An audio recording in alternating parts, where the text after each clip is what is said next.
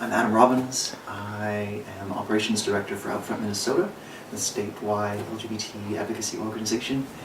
This is my partner, Jesse. I'm Jesse Field. I'm a PhD candidate in Chinese language and literature at the University of Minnesota. Adam and I have been together for 11 years.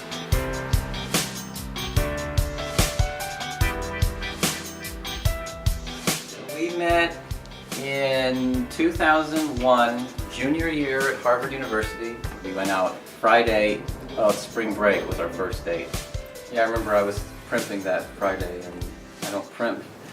I found this very, very intelligent person who understood me. It blew me away. I had never really felt loved like that before. I had been closeted in the first 2 years of college.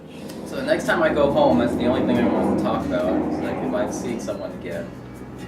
And I just came out. I said, well, you know, his name's Adam. Here's his picture. After Adam and I graduated, we went down to the University of Texas, Austin for our master's degrees, both of us together. Mom came up and helped us settle into our apartment. It was Dad that was the thing. He and I had always been real close. And he didn't talk to me after that for 3 years. He cut me off for 3 years. We finally broke down and we had a beer summit.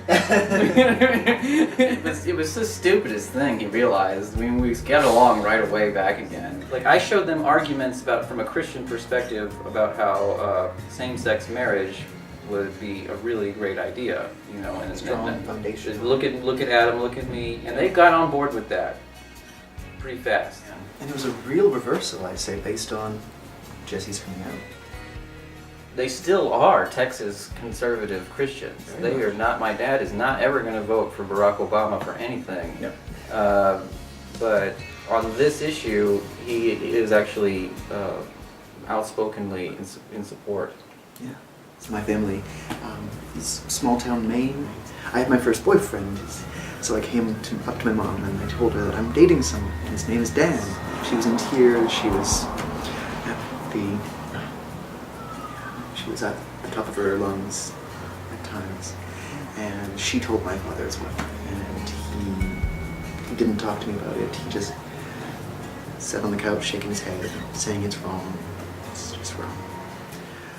So we pretended that I wasn't gay anymore. My parents knew I was lying, and I knew that they knew I was lying. But it felt awful. It felt lying. It felt like there was a deep rift with my parents that took me years to really close again.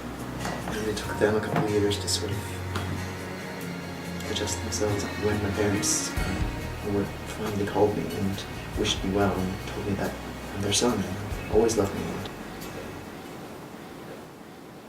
But by the time I met Jesse in 2001, I think it was that fall, that November, that I brought you back up to Maine for that Thanksgiving. And my family was perfect. They were embracing. There was a place for him at the table. Yeah, he charmed my grandmother the first 15 minutes.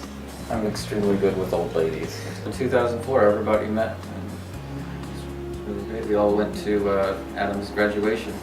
My little brothers were talking to his little sisters.